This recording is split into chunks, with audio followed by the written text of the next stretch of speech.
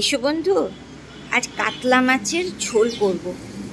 একদম শীতের নতুন সবজি দিয়ে বিট, গাজর, মটরশুঁটি, নতুন আলু, ফুলকপি, টমেটো, কাঁচা লঙ্কা,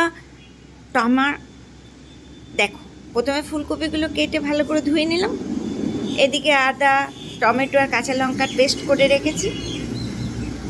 এই দেখো, এরপর তেলের মধ্যে ফুলকপিগুলো ভেজে নিলাম। মাছটা আগেই ভেজে নিয়েছি দেখলে।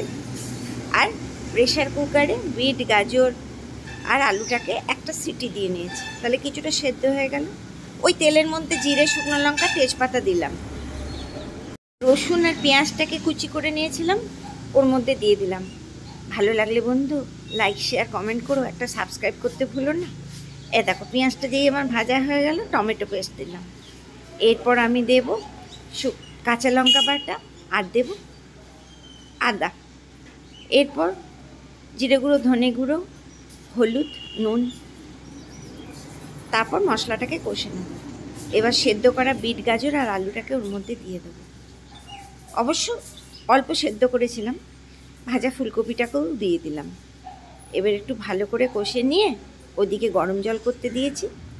মটরশুঁটিটা মাঝে দিয়ে দিলাম। বন্ধু সাবস্ক্রাইব করতে ভুলো না।